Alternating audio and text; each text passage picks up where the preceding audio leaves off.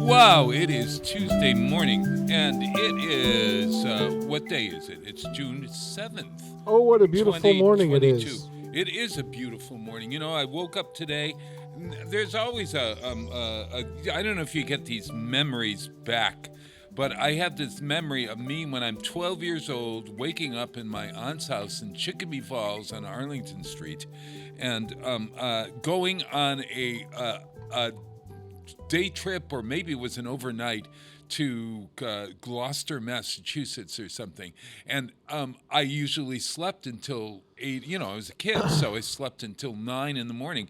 And we'd get up at 7, and it was always a treat because we'd go to the Shine Inn, remember that, in Chicopee? And we'd Yes, vaguely I do remember that. Oh, that's right. I'm dealing with a youngin' right here. We'd have breakfast at the Shine Inn, and then we would go on our trip. Well, now I remember going to Gloucester, and I remember going to Quebec, et cetera, et cetera. But in that morning, that light in that morning was a morning light that I never saw before my trips with my my aunts. My family never really did trips. Okay. We kind of stuck. We stayed in Hungry Hill. We were stuck in Hungry Hill, as they might say.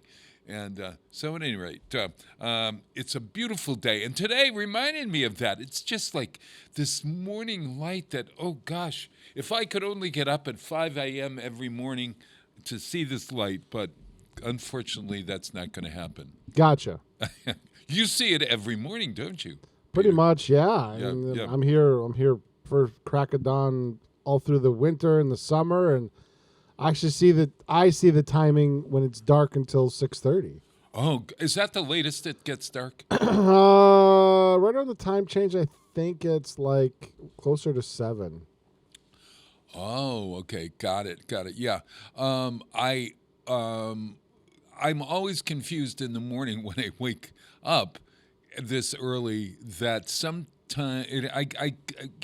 the idea of moving our clocks back means that the sun is going to come up earlier.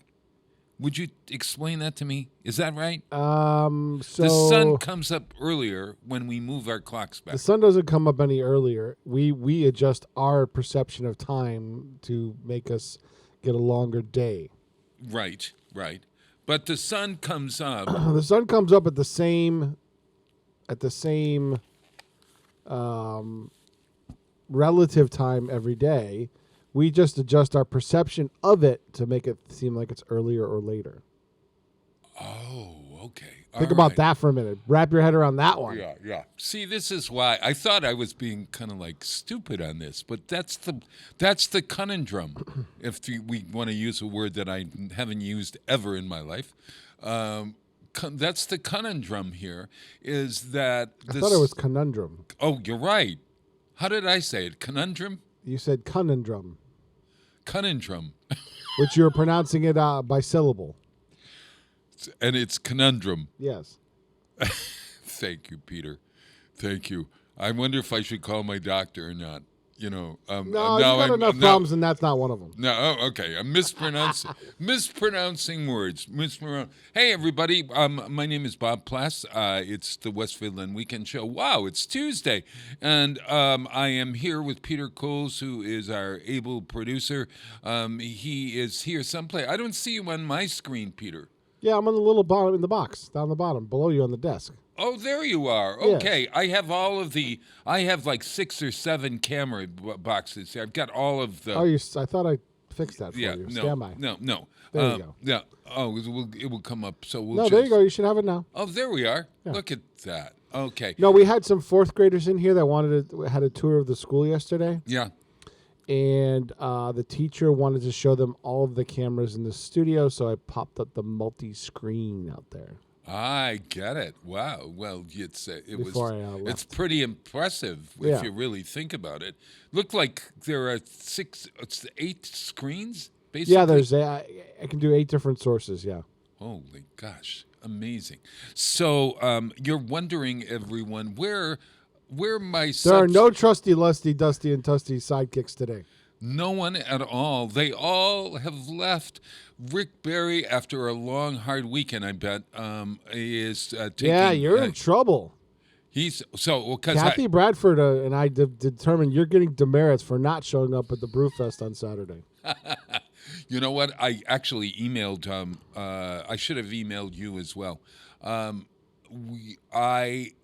was suffering from this terrible pollen thing that we're having. Yeah, so was I, but I was outside dealing with it. Oh, man. And beer helps. Just saying. All right, okay. Actually, this is the first time I've actually got to completely enjoy the Brewfest because JPEG Luke is very touchy about his equipment. He wouldn't let me touch it. Oh. So Jay did audio, and we were supposed to swap off. Right. But I ended up being a beer runner for Jay, which was perfect for him. So that means he didn't have to get out of his chair and seek refreshment. Oh, I took care of it for him, and I found him a beer that he actually really likes. So. Oh my God! For those folks in Wisconsin and beyond, there was a beer fest. It was in honor Brewfest, yeah. Brewfest, Westfield's Brewfest, which was to raise money for the Children's Museum, Amelia Park Children's Museum, and that took place on Saturday. And Kathy said it was really great. Like there was plenty of space. That they redesigned the festival the layout, a little bit? The layout when we moved into the bigger parking lot is a lot better because now we can do 2 tents with an open space in between. There's plenty of room under each tent for everybody that wanted to have some shade. Right. And then there's the band is down by the police department facing towards Berkshire Bank. So so there's not a lot of noise going into the neighborhood, as it were. Yes, sure. It works out very, very well in the location that it's at. Yeah, and was it a good turnout? Were there a lot of beer drinkers, as we might say? Yeah, I think we were well over 400. I think no sellout is like 500, so we were close. Yeah. Considering we swapped, so last year because of COVID, we had to go late in the summer, and it was packed. This year we went back to our traditional time in June. And I think there was some confusion there was confusion even in this shop. So the shop was asked to produce T-shirts for sale as a donation for the museum. Right. And as of Wednesday, I was talking to the shop teacher, and he's like, I said, yeah, Brewfest is coming. He goes, no, that's in August. And I said, no, it's this weekend. And he went, what? Oh, crap. Oh, my gosh. So they put together some T-shirts. Sam Slattery and Mia, I can't remember Mia's last name, but they busted their butt skis. Oh, man. So getting those T-shirts done. Yeah. So when I texted Rick during the day, I said, I'm sorry I'm not going to be there. I'm suffering, but please save me a T-shirt. I'll be glad to purchase one. And he gave me a thumbs up. So they have Claritin and Zyrtec and things like that. For my spouse is always saying that. Does it dry you up or make you sleepy? Not always. No, because I don't need to be any more sleepy than I am. Did you call for somebody to call in? That might be. Because somebody called in. Yes. Good morning. Morning, Jay. Good morning. Good morning. Speak Pete. of Good the morning, devil. Bob. We were just speaking Hey. about you. Well, there's Very a rumor kindly. that says that when I hear you talking about me on the air, I better call in. I was just saying that Jay is particular about his equipment, that nobody touches it. Well, it's perfect equipment. It's good Which equipment. gave me the, well, yeah, but I know how to operate it too. But it yeah, gave me the yeah. day off. I was able to be Jay's beer runner. Now, could you? What brand was Jay drinking? Jay was drinking a beer from Skyline called Ciao Bella. Ciao Bella. Yeah. It's Italian. How can it be bad? It was an Italian Pilsner beer, which he took a liking to. And I told the staff at Skyline that, and they were hooking him up with slightly larger pours than the rest of the guests. Oh, how do you get a larger? Don't be advertising. Yeah. So wait a minute. We were staff. We weren't guests, so that's different. Sure, but how do you get a pour that's bigger? Like there's an inch on the top of the glass, and it goes. We had a different glass. Being staff and vendors, they gave us the plastic glasses that I procured last year. We still had a lot of them left over, and they are a larger glass than the tasting glass, or they're a larger vessel. I do have to. I do have to make a special mention to was it a tangerine cream? Yes, that was pretty good. I think that was 2 weeks. No, that was Tin Bridge, I think. I think you're right. It was Tin Bridge had a tangerine cream that just surprised the heck out of me. If you get down there and ask for it, it's worth checking out. Wow! But, does it taste like a cream? Like cream a creamsicle. Like a creamsicle. Imagine a beer creamsicle. All right, go with that. Oh man! Give me a I went out to dinner. Oh God, was it Friday night? And had a naughty nurse. Oh, that's down from Connecticut. That sounds awful. That's from Wait a minute. That's from Broadbrook. Is it Broadbrook Brewery? I think it's Broadbrook Brewery. Yeah. You're talking about a naughty nurse from Connecticut. Now I want to know more. It is. We are not up to what's the name of that place? It's in East Hardwick, East Heartland, which I never really had heard of until we started going to this coach stop place, which is right at the top of the hill in East Heartland. It's like way up on a mountain, and the air is great. I know where you're talking about. Yeah. It's really... So you had an amber ale from City Steam Brewery. City Steam, but it's a dark kind of like tasting. Yeah, amber thing. ale. Yeah, it's very malty.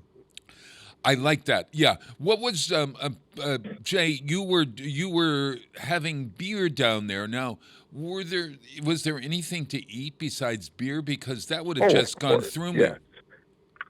Yeah, there were lots of vendors, lots of food vendors, and I can't remember them all. We had North Elm, the Butcher Block. Butcher Block. Had Crazy arepas. Oh my gosh, I love those things. And then we also had Skyline did their beer tent, and they did a food tent.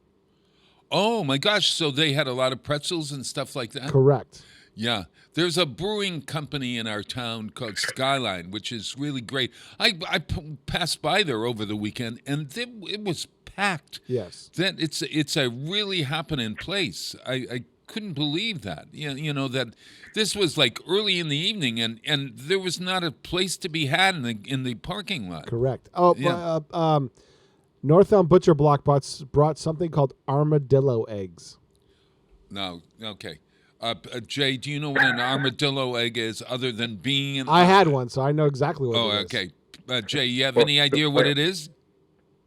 My first thought was it's like lamb fries, but it's not. It's an interesting looking thing. I did not taste it.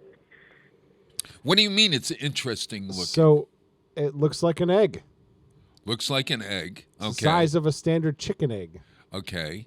And it is a jalapeno popper stuffed with cream cheese. Then it is wrapped in sausage. What? Then it is wrapped in bacon. It is covered in sausage, wrapped in bacon, and smoked until it's cooked. And so it's smoked, not fried. Correct, smoked. And they're called armadillo eggs. And it was good. Wow. See, now I want to try one. Yeah. That sounds good. I try to tell you. Saturday? What? Can we go back to Saturday? I missed some of the good stuff. I tried to give you a piece of it, and you refused. So where do you get that? Northtown Butcher Block, I think, makes it on a fairly regular basis. So Northtown Butcher Block, I don't know if you know this, Bob, but has a lunch every day, lunch service. Really? Outside. Oh no, I didn't know this. In their trailer, and they have different specials every day. If you subscribe to their Facebook or Instagram page, it tells you what the lunch specials are every day. And sometimes it's they have the old recipe for Jim Dandy chicken, fried chicken. Sometimes it's sandwiches. During the winter, during Lent, they have fish fries. They have barbecue stuff all the time. Sometimes it's just hot dogs and hamburgers, but they have different lunch specials every single day outside. Wow. And occasionally on a Friday, they have whole belly fried clams, which are... Marion loves those. So man! I'll go up and treat her once in a while. Yes. Oh my God, Jay, you hit on my favorite thing that I haven't had in years. Well, because what do they call when you order fried clams? Sometimes you just get like a little neck or what part of the clam are you? Strips. Yeah, that's the difference. It's either whole belly clams; those are the big, thick, chewy ones, or you get the little clam strips, which are the leftovers. Yeah. That's what you used to get at Howard Johnson's. Oh man! I'm dating myself. Oh my I remember God! Howard Johnson's had frozen. You could buy frozen fried clams from Hojo's. Yeah. Speaking of Howard Johnson's, I think the last one closed, or they tore it down. It did I just read that down in Times Square. It's in I don't think it was Times. Lake George. It was Lake George. Yeah. Yes. My apologies. Times Square closed a couple years ago. Yeah. Oh my gosh, I remember the Times Square because we used to go in there when I go to New York City with my aforementioned aunts who treated me all like a prince.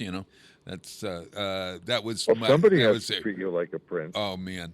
Now James blames my aunts for what being expected to be waited on. Yeah. So the aunts used to take me to New York City. We'd go to that Times Square place. It was right across from, there was this camel sign, and the camel guy would be, or maybe it was Philip Morris or something, but out of the guy's mouth, it was a circle, would come this huge puff of smoke. Yeah, the smoke ring. Smoke ring. Smoke rings, yeah. What brand was that? Was that Camel or was that Pall Mall? Or Pell Mell? Oh, no, that was Marlboro Man, I thought. Marlboro? I thought Marlboro Man. I think Pete, you're right. It was a Marlboro ad. Hey, Bob, I just looked up social media for Butcher Block. Yes, sir. They haven't posted for today, but yesterday they had brisket, pulled pork, or steak, grilled cheese. Cheeseburgers, hot dogs, and lots of sides for lunch today. Oh my gosh! How come everybody always tells me what was good at the restaurant yesterday? They'll post. I want to know what's going to be good today. Jay, they'll post around 9:00 when they get in to see what they got set up. I know. I get the announcement from Marion every morning. Hey, this is what they've got, which means I have to go out for lunch. Oh God! Hey, last week we went to a new restaurant I never had heard of, called we were invited to go to remember Chris Lindquist. He was the executive director of the library here, and he is now down in Farmington. I think he's the director of that library, but his girlfriend Susan Pecora was having a birthday, so he invited us to her birthday shindig, and it was at a restaurant called Millwrights in Simsbury. Do you either of you know this restaurant? Sounds familiar, yeah. It's on the river, and there is this huge waterfall Neat. Oh man, and it's right next to the waterfall, and they have a tacos, sort of something similar to Puzo's outside vending, what a van A or food what, truck? a food truck outside. truck, yeah. But inside, Barbecue. it's fine dining or what?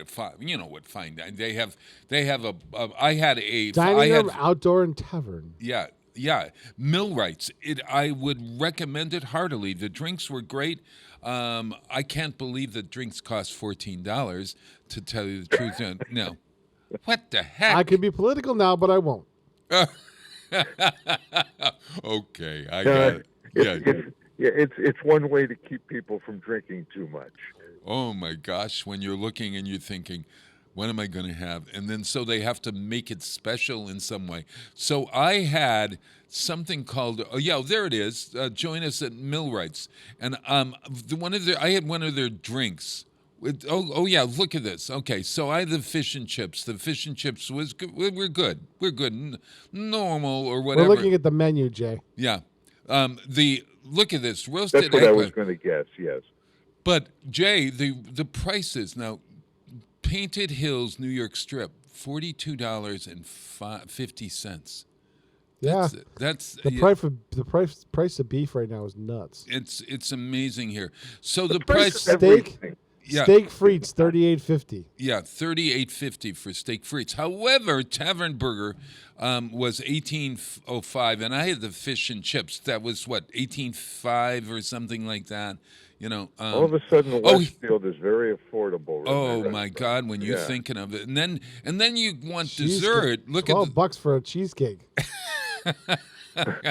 The desserts are all $12. Oh my God! And look at the wines. There's a red wine for $14. What is that? There's one for $30. No, Honig that can't Late be. Harvest Sauvignon Blanc. Yeah, $30 a glass. $30 a glass. Well, I don't know. What do you think, Jason? What do you think? Would you pay $30 I'll for be a drink? honest with you. Yeah, I've got for that kind of money, the atmosphere better be something really special. Yeah, but yeah. Honestly, around here in Westfield, we've got some pretty reasonable prices. Although everything is expensive everywhere now. Really it is. What you're describing is what I would have expected in New York City maybe 10 or 15 years ago, Yeah, yes. But not up here yet. No, I can't justify that kind of. You're not the only one. Apparently, Simsbury is a Simsbury is well-heeled. It is population or something. There's a little. That's like the suburbs of Hartford. It's kind of like Long Meadow. Yeah. So here's the more shopping. Here was my conundrum. How do you say conundrum? No, what is it? Conundrum. Conundrum. When you're invited out to this party, okay, and then the menu comes, and the menu is $36, $40, and you're thinking, oh my God, this is going to be $120. If James has 3 martinis, that's $50. Oh my God! And you know what though? I do credit card. I do this. Credit cards are for. Just whip out the credit card and just Yeah. don't worry about it till next month. Oh man! If somebody else is buying, I do the same thing. I sit there and I look at the menu and I'm like, all right, I'm going to get the cheapest, close to being the cheapest thing on the menu. If somebody else is paying. Even if somebody else is paying, And even if I know they have the the means to do it, I still feel weird about it. Me too. Well, I was paying myself, so you can imagine. I mean, like when somebody else is paying, maybe you maybe have that $2 more thing on the item. But if you're paying, you're probably looking. Is there anything for maybe I'll have 2 appetizers? Do you ever do that? Yes. James had 2 appetizers that evening, and I had the fish and chips, and he had 3 drinks, and I had 1 drink. Here's a question for those that go out to restaurants and just and pay with credit cards. Yes. So people have different styles, but when the check comes, oh my gosh. Do you go through the check line by line to make sure that it's exactly what you got, or do you just throw a credit card at it and say, okay, that was a good meal? I look at the price at the final tally, and then I throw my credit card. I review the bill really quickly. Do because you? Yeah. People are human. I know. And I'm not. I'm sorry. I'm not going to pay for what I didn't buy or what I didn't order. Yeah. Truth be, yeah, I don't know.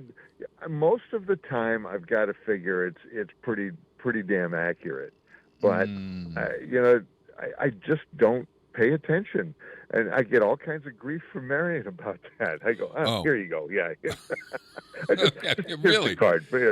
Send me the bill. Yeah. When you give like for instance, you go to Dunkin' Donuts and you give your credit card to pay for it, and do you ever have the thought, are they going to swipe my credit card twice? Oh, see, that's why I order from the app.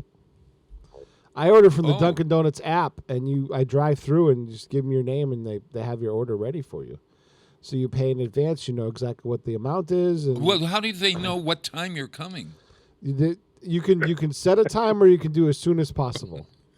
Really? So I'm in my driveway. And it's waiting for you when you get there. Right. I'm in my driveway. Before I leave my driveway, I put in my order. Yes. I drive a tenth of a mile to the Dunkin' Donuts on Southampton Road. Yeah. I pull in and say, order for Peter. And they said, yes, sir, pull forward. And there it is. And there it is. Now, I just went up there the other day. Are they moving across the street? Is that correct. Yes. They're building out that space across the street where the Monuments place was. Belco is going to be building a small 3-store shop, and then Dunkin's is going to build a standalone building on the corner of the property. Yes. Wow. So, I confess if you that attend, I saw that. I have to confess that I saw that because I was going to go and get an ice cream over at the Northside Creamery. Yeah. Yeah, that's right across the street from me. Yeah, I had to go up there yesterday. I went out for lunch, and I said, nope, I want an ice cream. Oh, so man. I went up and had a big soft. So, they have the best soft ice cream up there with strawberries on it. And sundae for the Northside Creamery. Joe Didi might get jealous. Oh yeah, that's okay. We'll go see Joe's later today. Where's that place in Southwick? That is Moolicious on Route 57. Ah, yes, yeah. So Joe has for the record, Moolicious. I get a bigger sundae from Moolicious. Oh, do you? Well, that's because of who you are, Jay. Joe Didi has his own show now, right? Joe has his own show because he's not a Southwick Select person anymore. Oh my gosh! So we premiered last. He's the first Friday of the month at 9:00. Right. The Joe Didi show, and his first guest was Cindy Sullivan. Oh, she's great. She hates being on TV, but she is wonderful every time she's on. Oh yeah, she's with the senior center. And now she's also the head oversees Park and Rec as well. The first time I met Cindy Sullivan, that you guys get a kick out of this. I was I was just hired up at the university as the president's assistant for communications or whatever the hell I was. I didn't really know what I was doing anyway. No, I didn't. I invented my job basically up there. But we and everybody was good about it. I mean, Evan, the president, was very kind about saying, "Bring the town to the gown in whatever way you can." And so I was working hard to bring Westfield on weekends and all kinds of things up there. But at any rate, so you know how you're nervous on the first week of a job. Yes. Well, this was for those that don't know, there was this big brouhaha because Juniper Park. Remember the Juniper Park crisis? Oh yeah, I remember this mess. Yes, yeah. Peter, explain it. Juniper Park was a school that was owned by the university. Owned by the university, yes. The physical property and the building and everything were owned by the university. Mm-hmm. It was leased to the city to be an elementary school, and basically it was used as a training ground for university students to train elementary school kids. That's right. Yeah. And so it was on site, so it was even better for the kids. That's exactly right. Both the elementary school and the university kids. And the kids had the university students had an opportunity to be there right on campus and do their practice teaching there, et cetera, et cetera. It was really great.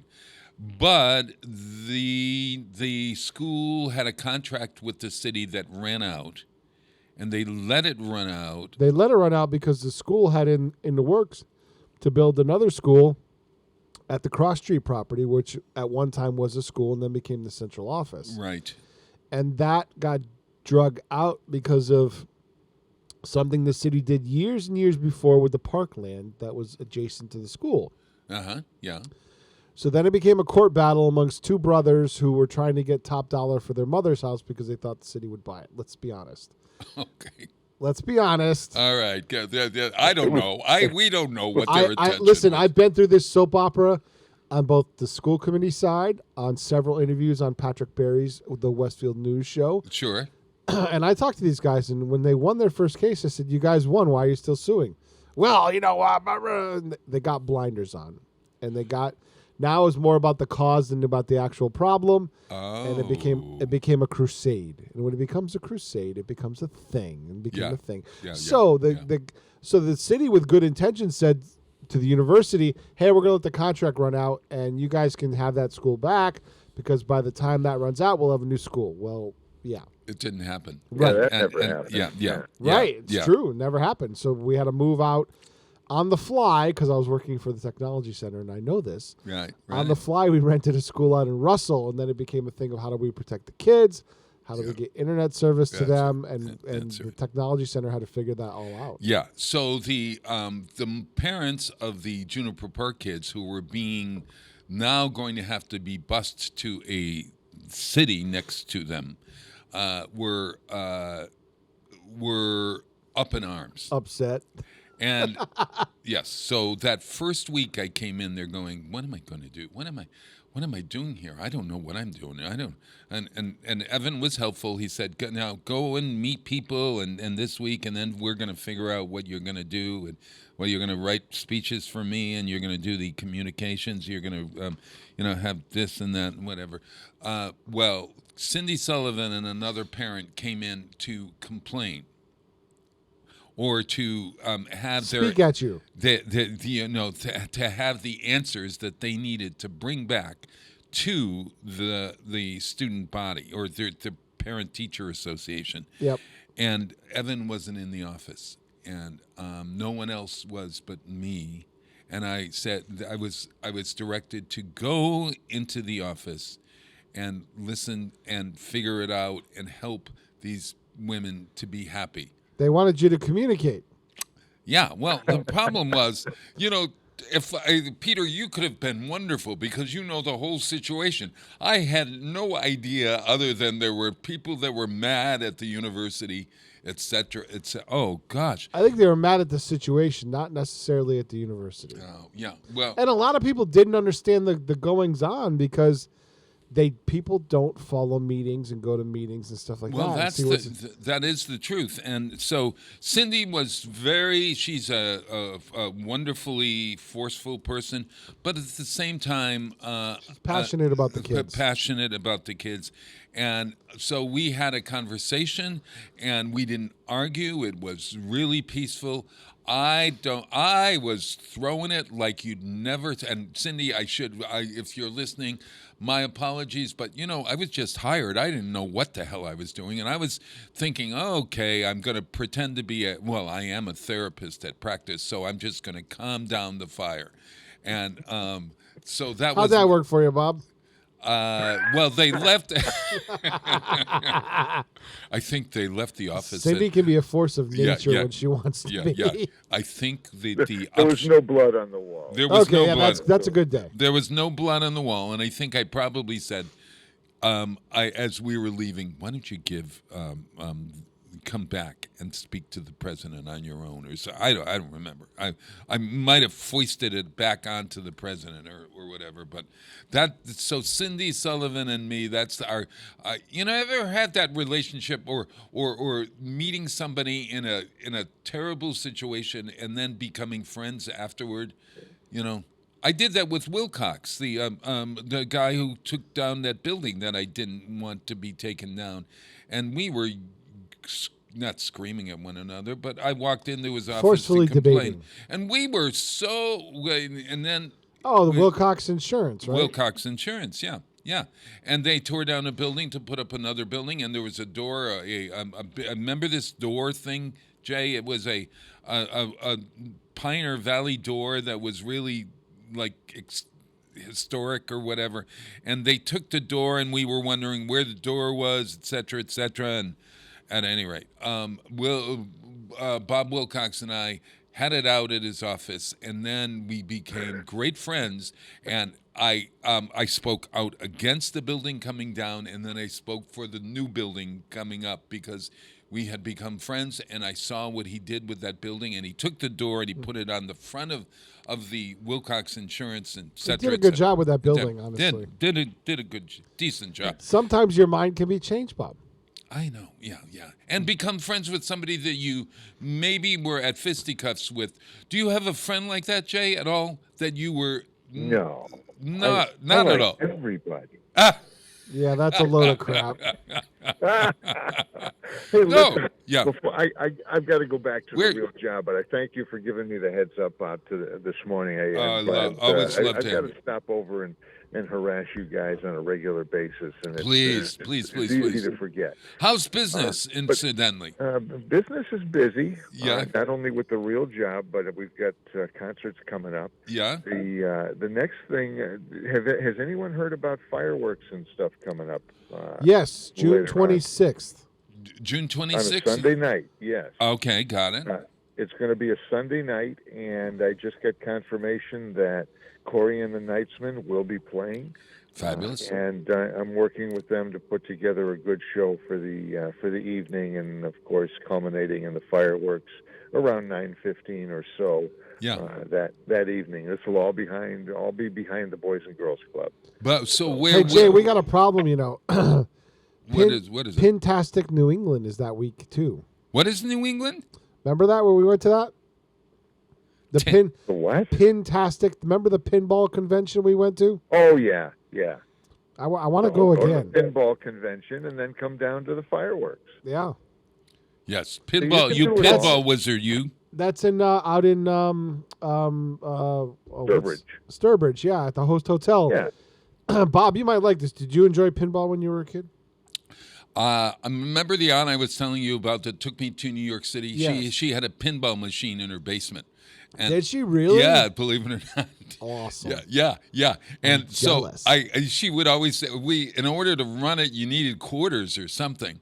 And so there were always these stack of quarters there, and I don't think you were allowed to win or whatever. Are those the kind of pinball machines, or is that some kind of illegal gambling thing that I should know? There was always the bit of that challenge type game in an arcade. No, but does anybody remember that pinball machines? The original, very simple analog pinball machine that was out there with just two flippers, not 50 flippers and digital lights. This was a very simple pinball, but back in the day in the 60s, that was illegal. They were? States. Yeah, in most states it was viewed as a form of gambling, and they wouldn't allow them. And then in the I'd say mid to late 60s, they started being allowed in a lot of places. And when I was a kid, I still remember going into this little restaurant, and for a dime, I could play a game of pinball. For a quarter, I could play 3 games. Yes. Oh, that's it. That's where the quarter came in. That's right. 3 games for a quarter, a dime for 1. Yeah, go ahead. Yeah, a dime for 1. And I still remember that. There was a little restaurant, a little hole-in-the-wall restaurant I went into, and then down at the bowling alley, they had 3 pinball machines I remember playing. Yeah. So that was my introduction to illegal gambling. And didn't you win or something? You could win a free game. Well, that gets into a whole different thing when if you made it to a certain sometimes. It would, depending on where the thing was. If you made it to a certain score, it would pay out, and somebody behind the counter would give you $20 for a free drink or something. But that was to encourage you to keep playing. That's where the illegal part. Oh, so you weren't supposed to do that. So my Aunt Grace on Arlington Street in Chicopee Falls was running an illegal gambling. Well, there were men that came over and played cards. I don't know, and then there was that's something different. I'm not sure you want to go there, Bob. I don't. Statute of limitations sure has run out. Statute has run. Oh my God, that's 50 years ago. Holy mother, Jay! Hey guys, I love you. Guys, you're gonna be doing August 6th with us, Westfield's big day and National Night Out on Crime. Yeah, with the police, we've got a big slate. Looking forward to that. Yeah, same place as the fireworks. Pardon? Yeah, looking forward to seeing more information on that. But yes, we will be there for the afternoon to do a whole afternoon full of music. Yeah, and as far as I understand, Billy and the Jets is still closing that one. Right? That's right. I signed the contract and everything. Yeah, it's a Billy Joel. Who's the other guy? Billy Joel, Elton John band.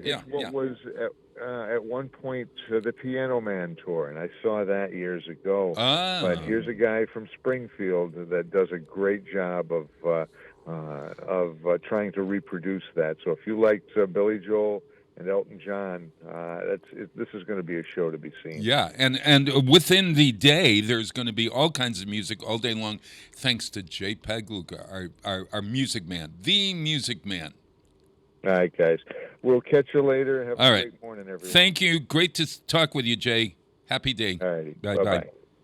All righty. Hey, we went the whole 40 minutes without a song. I know. So guess whose birthday it is today? He's 60. He would have been 64. You know who it is. He is an interesting bird, but a wonderful legacy of music, and he died much too young. Prince's birthday. It's 64 years old. So I found this song I never heard. Do you know this song? Starfish and Coffee? No, honestly, I don't. I never heard it. I saw it on the list. I was like, I've never heard that song before. Yeah, well, we're going to hear Prince's version of, I think he wrote it, Starfish and Coffee. That's what I have every morning. I don't know about you. Sure. Yeah. Starfish and Coffee by Prince.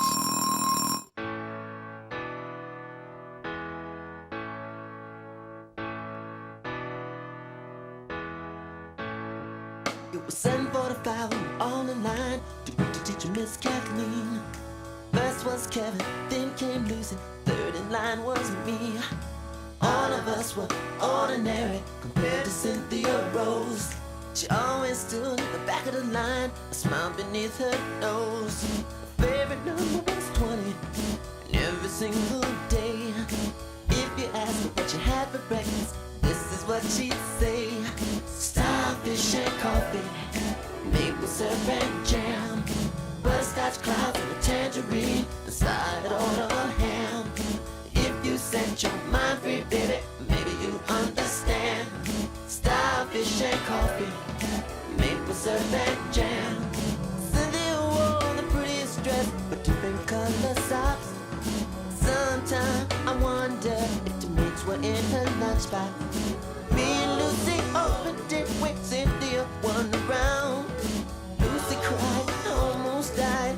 You know what we found. Starfish and coffee, maple syrup and jam, butterscotch clouds, tangerine, and a side on a ham. If you set your mind free, baby, maybe you'd understand. Starfish and coffee, maple syrup and jam. Oh.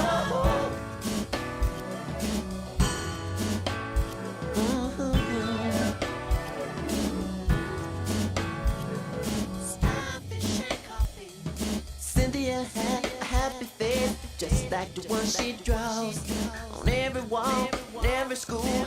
But it's alright, it's for a worthy cause. Go on, Cynthia.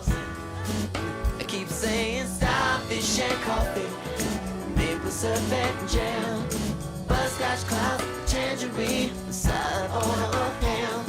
If you set your mind free, baby, maybe you understand. Starfish and coffee, maple syrup and jam. Oh,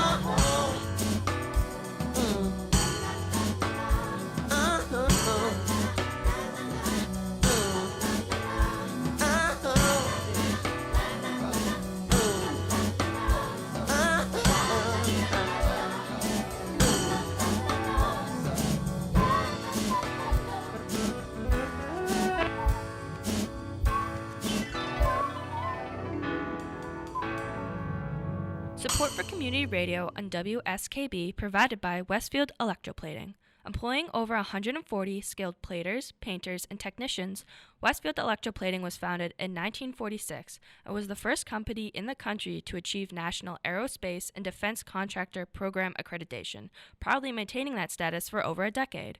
Westfield Electroplating provides over 50 quality finishes to meet your corrosion, cosmetic, or performance needs. On the web at www.westfieldplating.com or 413-568-3716. Westfield Electroplating, putting the finishing touches on technology. This is Ken Stomsky from Ken's Den on WCPC 15 and 89.5 FM, Tuesdays, 8 to 10. Community Radio. 89.5 WSKB. Live from Studio 120 at Westfield Technical Academy, this is WCPC Channel 15 and 89.5 FM, WSKB Westfield. Wow, it is Tuesday morning. It is June 7th, 2022, and counting. My name is Bob Plass. I am here alone today. Rick Barry's got the day off. And What am I, chopped liver? Yeah. Oh, well, oh my God. I can't do this without our producer, who's in the middle square below me right there, Peter Coles. Peter, you're looking good. How are things? Thank you. Last week was a busy week. Yeah. Well, two graduations. We taped a show at the airport. The airport's now doing a show to kind of promote themselves, and our guest is a mystery because I can't reveal it until June 13th. Oh my gosh! So, do you do it right in the restaurant there, or on the No, we do it in the lobby.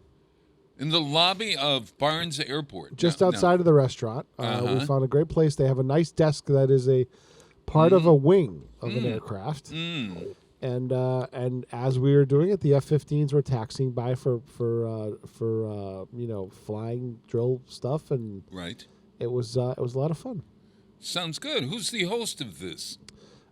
Kate Phelan, who's an airport commissioner, and Chris Wellenborg, the airport manager. Oh my gosh, Chris Wellenborg, he's still there. I remember that name back. from years ago. Oh, he's back. He left for a while and went to work for the state Aeronautics Commission, and then he came back about 2 years ago. It is this is not an airport that has commercial jets flying in and out. They can, yes, they have. Oh, they do, but mostly it's private planes or something. Right, it's a lot of charters. There's no regular airline service to the airport, but when the UMass football team flies out, there's usually a very large commercial jet sitting on the tarmac. To ferry them out to wherever they're going. Sure. We also have a lot of Gulfstream jets coming in now because this is their Northeast repair and service depot. We have military aircraft on the field. We have a private fixed base operator that supplies fuel and servicing to airplanes. And we have a medical helicopter on the airfield, and we also have military helicopters on the airfield. So it's a busy place. My gosh! And there's a restaurant there that you can sit out on the balcony and look out at the runway. It's really kind of cool. And it is a it's changed hands a bit now. It's now called Tobiko. What is it called? Tobiko. Tobiko. Tobiko. Tobiko. Tobiko, and that is a Asian fusion. Asian fusion. Oh my gosh! It's good. Have you ever been up there? No, I've been there with when it was other restaurants, but Asian fusion. So that's a combination of sushi and I like their hibachi. Hibachi and all that. Yeah. Wow. Okay. All right. Hey, get this. Today is America the Beautiful. Well, it's part of America the Beautiful week. It's also Bed Bug Awareness Week. Why are you bringing up? I don't know. It's bear bug awareness. I want us all to be aware of bed bugs. Now, is that I have a friend I've crossed swords with bed bugs. They're not fun. Oh, really? We bought a mattress that was sealed up and everything, and it still had bed bugs in it. Oh, my aching, scratching But we back. We think they came from the. We're pretty sure. We were living in an apartment at that point. We're pretty sure they came from the upstairs neighbors. But they migrated down the wall and into our bed. Well, they're not pretty things. I saw a picture of one last week for some reason, and I really don't ever want Knock on wood, we don't have bed bugs at all. Now, this is also National Fishing and Boating Week. You like to fish? You look like a fisherman to me. I'm not much of a fisherman, though. No? No. But you could sit there. You could. I like being on a boat and relaxing. Yeah.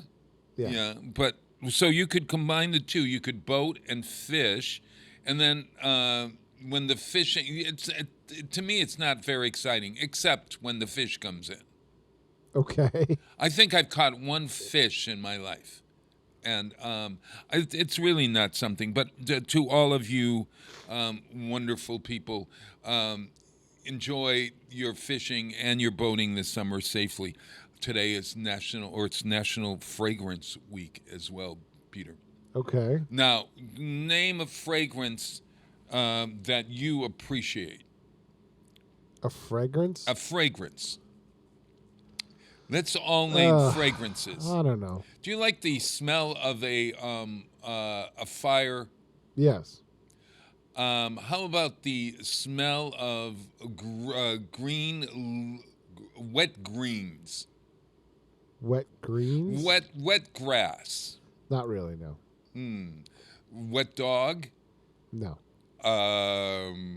English leather. English leather. Wow, there's a throwback. Oh my God, we all had those.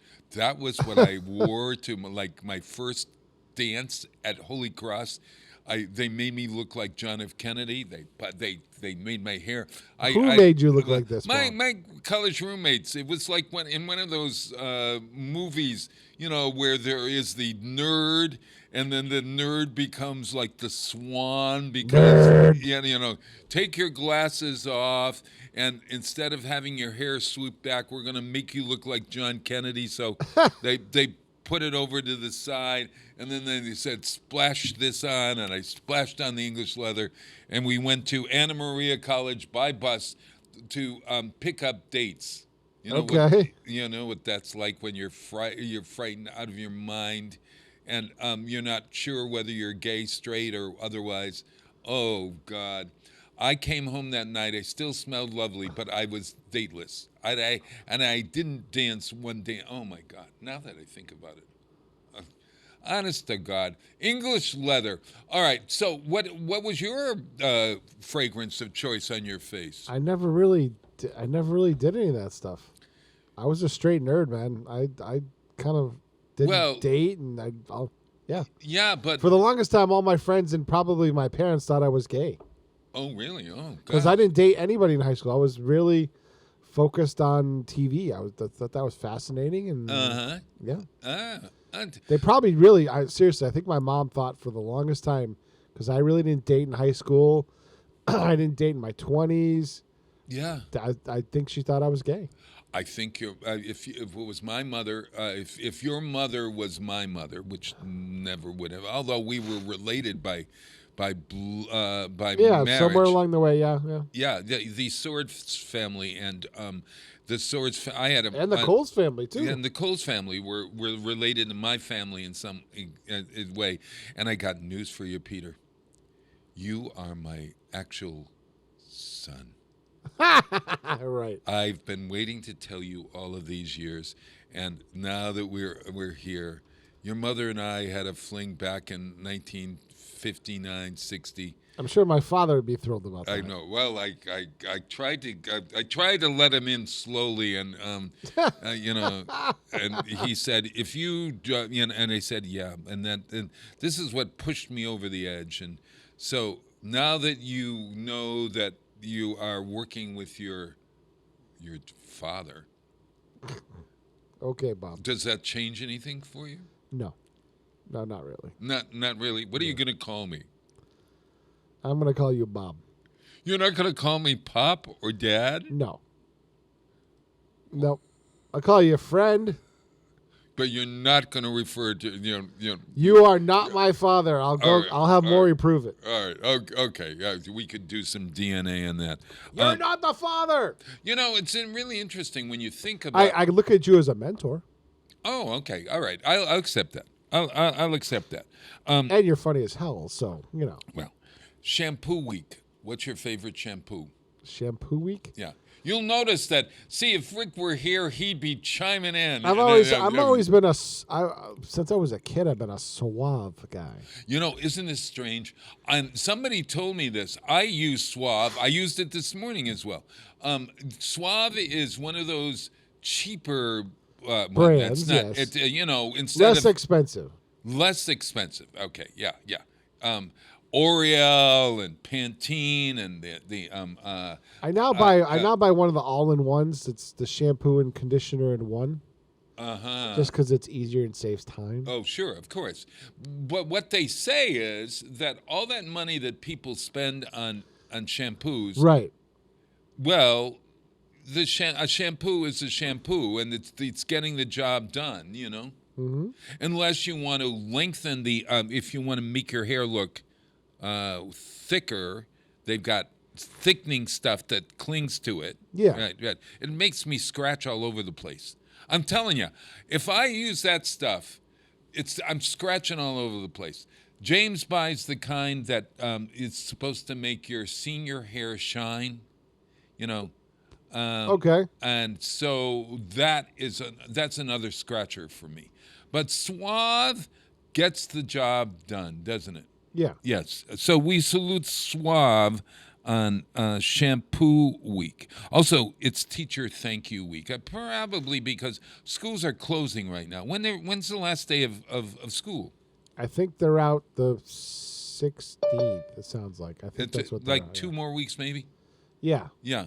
Is Voc Tech still in operation? This is the last. Yeah, this is the last freshman week. So I think next week will be the last sophomore, junior week, and then they're out after that. Oh, I got it. Hey, Peter, I sent you a couple of pictures. Did you get those pictures? Guess what I'm doing this weekend? I am with Westfield on weekends. We are doing a special 25th celebration of the Amelia Park Children's Museum. It's 25 years old. And so this Saturday, there's a children's event, and it is it's a tea party. And it's a tea party in Wonderland. And it's for parents, grandparents, guardians, anybody that has a child that wants to have fun, a fun party with a child. We've got Alice and I, as the Mad Hatter, are going to be the hosts of this party. And so I sent you pictures of Alice and I. You got them? Oh, this is the event. Okay, there it is. Cupcakes, Cookies, and Community, a program of Westfield on Weekends Creative Arts Center for children and families. It's at the Westfield's Amelia Park Children's Museum. You can get information on this at westfieldonweekends.com, and it's to benefit the Children's Museum and the programming of WOW. So let's go Beauty Before Age. Yeah. Oh, there she is. That's Alex Holbrook as Alice. She is from the Something Royal Party Company of Blandford, and she's been so wonderful as we produced parties for children. The kids go and they meet Alice. Alice teaches them all kinds of things. We're going to, since we're having a tea party, we're going to decorate teacups. Oh, and there I am. What do you think, Peter? I think you're a pretty good Mad Hatter. Looks pretty good, huh? Yeah. Yeah, that costume we put it together. I had that hat. It's for those who are listening on the radio. It's a big hat. It's not like it's almost Tom Petty like. Yeah, and I had it, and so we got some fabric. We put a thing in it. I put a little sign that says "In this style," that from the Mad Hatter. And then James, I went to Joanne Fabrics and found a fabric for a bow. I went online to Historical Emporium and bought a steampunk thing, and all of a sudden I'm the Mad Hatter. Now, my problem is... Hey, Kathy. Bob as the Mad Hatter. Yes, yeah. Wait a minute. Better yet, Bob as anything steampunk. Is that going to jive with you? I don't think so. Mad Hatter. Wait a minute. Wants to do. Wait, who are these two beautiful women here? That's Kathy Bradford and Kelly Nielsen. Before we get into it, How long did it take you to get that stinking big wood roll home? Oh, we have video of that roll in the backyard. So Bob, here's the story. Yeah, tell me about this. So the Gas and Electric gets shipped power cables on these enormous, and I mean enormous, wooden rolls. Not that bad. And so they dropped a few of them off that we could use as tables for the Brewfest in the parking lot. Yes. And so at the end, I went over to see Kathy and Kelly, and to arrange the amount of demerits you were getting for not showing up at the Brewfest. And they posed a question to me as, hey, can we have one of these for our house? It would be a great table for the back. And I'm like, I think that if one of them left, nobody would miss it. And they some other Brewfest committee members agreed. They said the genie was looking to get rid of them anyways. So they rolled it home. We tipped it over and they rolled it home. No. Yes. We totally did. We did. Blatant. Yep. Really? Had to give it a hip check to turn it. Yeah. Where's it? On Facebook. Oh. Yeah. We have a picture. We have a video of her rolling it and all the cars meandering by. Yeah, wondering what I was doing. Oh my God. You could have come back and got another one if you wanted a match set. I know. They're kind of big. They're bigger than you think. Yeah, yeah, they are bigger than How big is this thing that you stole? Oh, it's like 6 feet diameter. We asked for permission. No, they had permission, Bob. All right, okay. They had the blessing, but it was like 6 feet in diameter, right? Yeah, it probably fits, like 5 or 6 people sitting around it, and that's what we're gonna have, a little bar in the backyard. Yep. Wow. And it's and what was it down? What is its original use? It held like cable or something. It held the cable you see up on the pole, Bob. Right. Okay, so it's a circular thing? It's a cable reel, yeah. I got it. It looks like a massive spool. Yeah, that's what it is. It's a massive cable spool. Yeah. That's right. Yeah. And I had one in my yard growing up. My dad used to be an electrician. And so we put a board on the rolly part and try to balance. And so when I saw them, I said, oh, so cute in our yard. and then you came home with one. And the price was right. Exactly right. Just a little bit of labor. That's all. My aching back. Really. See, Bob, you missed a lot when you don't go to one Brewfest. I know. Yeah, Bob, where were you? I was at home sneezing. Oh. Yeah. So were the rest of us at the Brewfest. I know. Bob, I cleaned off my laptop 4 times because the pollen kept accreting on it. It was awful. Kathy, were you sneezing, or were you under the weather that day because of allergies and all? Oh, Paul, yes, it was terrible. I just drank more beer. Exactly. Did you guys have a particular brand or something that you learned that you liked? We did. I had a beer called what was that one, Patty? Some pineapple one, right? Yeah, we just loved it, but I can't remember the name of it.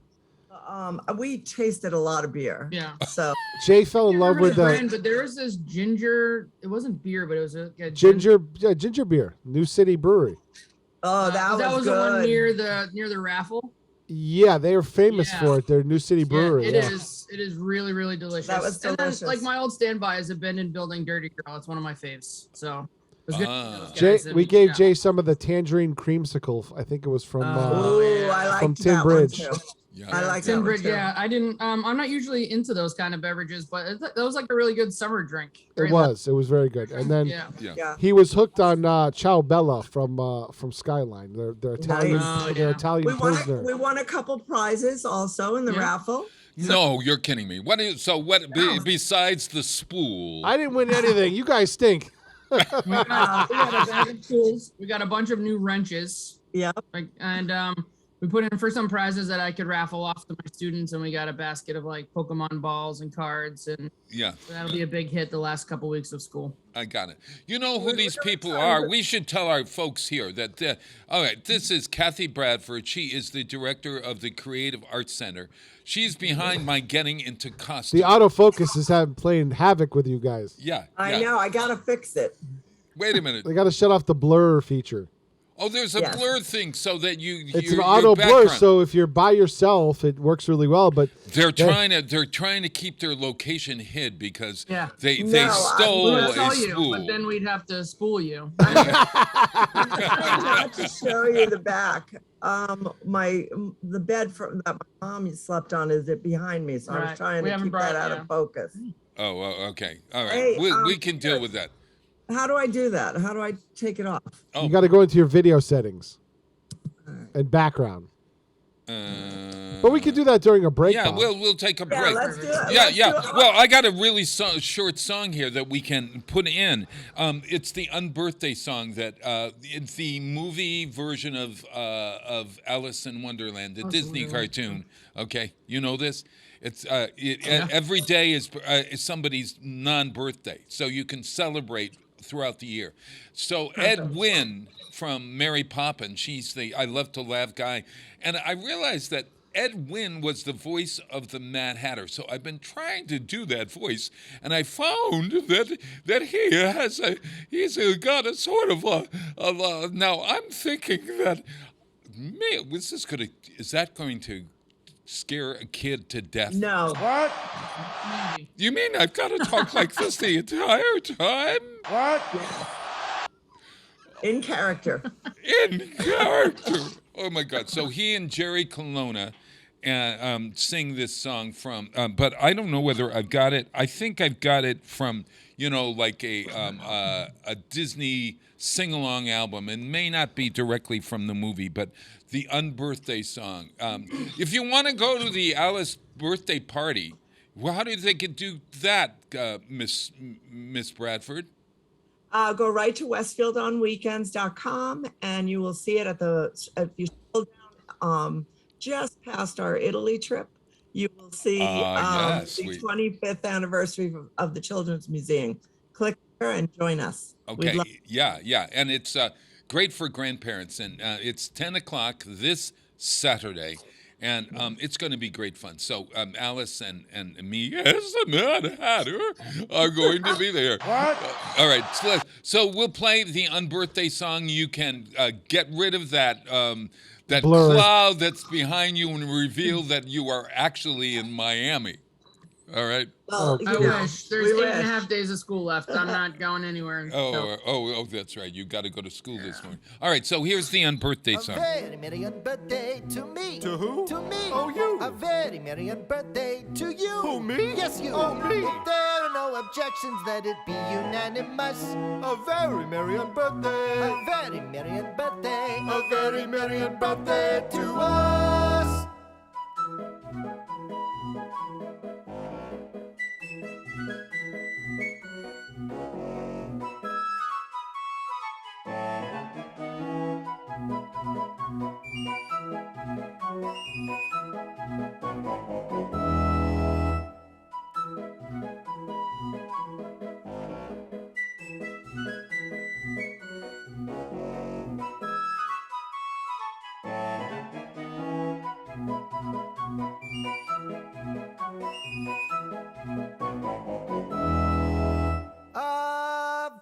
Merry unbirthday to me. To who? To me. Oh, you. A very merry unbirthday to you. Who, me? Yes, you. Oh, me. And so congratulate us with another cup of tea. A very merry unbirthday to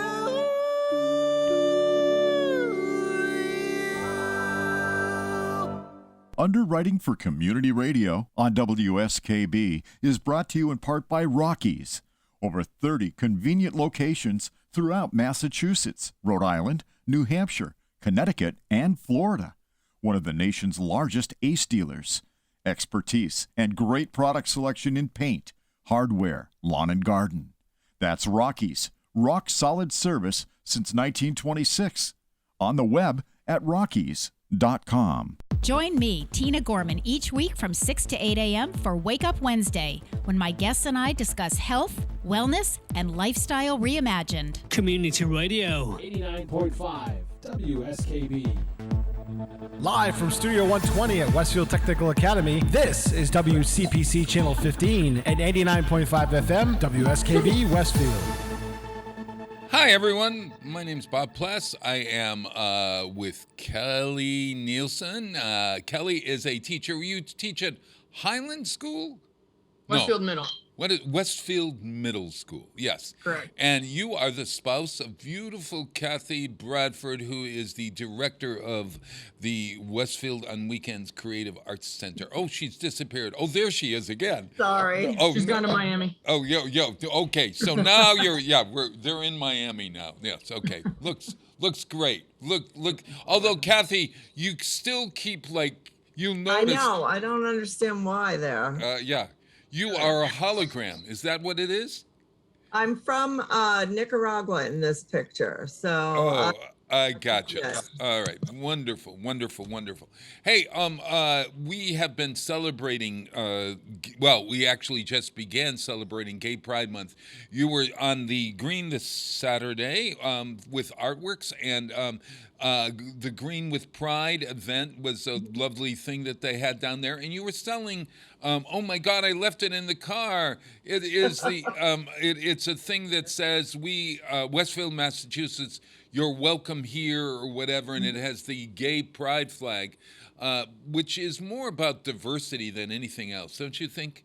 If you really, people, and so we have a gay flag hanging outside our house on West Silver Street, and I noticed yesterday that somebody had came and taken the sign that we had in the ground and thrown it. And so I thought to myself, oh my gosh, are we still living in an age when we have to worry about that? So I moved the sign to a place where they have to get closer to the house. I'll catch them on camera, and then I'll go and I'll lecture them on the importance of flying the gay flag and actually coming out and whatever. What is that all about? What do you guys have some thoughts on the flag and being out as gay women? I mean, that's an interesting thing. Both of it. Peter, you're really fortunate. Peter's really fortunate because you've got a representative of the gay culture here. That's me, and you've got the lesbian culture, I suppose, and this is and the nerds. Yeah, and we're citizens of Westfield who are out there and living loud and proud, I suppose. Sure. What's that like? Yeah. Most of this morning, right away, I'm going to let Kelly chat because she will have to depart to go to school. Gotcha. The truth is that it's like living any other life. You are, when you're in love and you're married and you have a house and you have a family, you just do the same thing that people who are married that are not gay, lesbian, bisexual, and transgender. The difference is everyone has to make a comment about it. And that's the hard part, or steal the sign or throw the flag on the ground. So I'm an advocate of love is love, and everyone should let everyone be, and be a happy community. But it is kind of like living a normal life. That's how we live our lives. It's not like living a normal life. It is living a normal life. Everybody has the same problems, and relationship dynamics are the same, no matter two people or two people. Yeah. Right. Yeah. And an old house is an old house. We have all with issues that people who live and own in Westfield have. Old body is an old body, and regardless of whether. Hey, Bob, that's a different problem. Oh, is it a different problem? Yeah. Kelly, for you, you had a different experience about coming out than Kathy. Explain. Have you always known? When did you discover that? These are questions you probably get a lot. When did I know that I was gay? Yeah. Probably when I was in middle school and had a crush on my PE teacher. Really? The usual lesbian response. Yeah. It was so much of a crush, more like a little infatuation. Like I didn't really have I didn't really have words for it, but like we're more drawn to spending time with women. But actually I like to spend time with men, like we have more in common. But then most of my friends, oddly enough, through college were straight. And then I had some friends that I met that were like, why are you hanging out with all the straight kids? And I'm like, what's wrong with straight kids? Like, it was just very interesting to me because I think long that I just like people, you know, and I don't tend to label people. I just tend to. Yeah. I don't think it needs to be labeled. Yeah. Yeah. Kelly, did you have a moment where you finally put a word to what you were feeling at all? I mean, do you remember that? Or? Probably, but I think that my growth came over time, and it wasn't really like an aha. I think I got older and started to pay more attention to how I was thinking and feeling, and just acknowledged it. That's kind of just what happened. Yes. Yeah. Yeah. I don't think it was like a big epiphany or anything. That's who I am. It's who I always was. So I don't know. And I didn't really feel the need to like make a big broad gesture of like, hey, I'm gay. I mean, kind of look at me. It's not hard to figure out. Yeah. But Kelly, did you ever have to tell when did you tell your mother, your father, your sister, or your sister, your family? Did you have to do that, or was it just a given that you just sort of? Well, you're smiling. Sort of, yeah. Kathy's smiling. She knows something. Yeah, Well, I think that probably she didn't have to tell anyone except the person who means so much to her, which is her big sister That's from the Big Brother Big Sister program. So you should tell it, but that was the one that was most profound. Right. Because I told my mom, I was like, I'm gay. And she's like, okay, but like, that person that means, I don't want to say the most, but like the person who's impacted you probably the most was is my big sister. She's actually coming out this weekend. So we met when I was 8. My sister was being born the next day in 1990. And we have been friends ever since. So repeat that again. So in Big Brothers Big Sisters, the program where you get matched with a mentor. Right. From a year in a single family home. So there's a plug for Big Brothers Big Sisters right here. Saved my life, hands down. The greatest thing that ever happened to me, other than Kathy, obviously. Yes, yeah. But yes, my big sister, Sue Gillespie, most amazing woman you will ever meet. And maybe if you're around this weekend, you can meet her. Yeah. So I met her when I was 8. We've been friends ever since. I'm a part of her family now. And she was probably the only person that I really came out to, but I didn't really. Like, I had gone to Provincetown to the HRC store, and I had one of those necklaces, the equal sign. Yes, yeah. And so she had been kind of like hinting and whatever. And for whatever reason, telling her was always the most like difficult thing for me to do. And finally, one day she just face, and then she grabbed my necklace and she said, something, and I was like, obviously I'm gay. And she's like, I know. Now why didn't you tell me? Then that was it. She gave me a big hug and kiss, and she was like, all right, what do you want to do? It was just wanted me to acknowledge the elephant in the room, and then we could just move on. And it was like, it wasn't anything. It was all right, cool. She was like, I've known for a while too, and she knew for all that time that you were gay or exactly, and trying to pretend, not pretend, but like just trying to avoid any conversation about it. Yeah, that's always the hardest, avoiding the conversation. Where's your girlfriend? I would get all of the time. Who are you dating now? Right. And I would either lie, or I would avoid it, or I would shift the conversation. Yeah. Yep. Oh, look at that! There's a squirrel over there. It's that sort of thing. It was always a kind of like difficult thing. As I think in psychological terms, we don't really understand. A child does not understand sexuality, right. At all. Until he's grown into it, and he may. It's sort of like my mother. I really think that she knew that I was gay for a very early age, or that or she knew that I was different. Let's put it that way, because what's being gay? I mean, people. there's the whole spectrum of gayness, right. and there's, I guess and as I talk here, I got to say that I also have to deal with my own homophobia.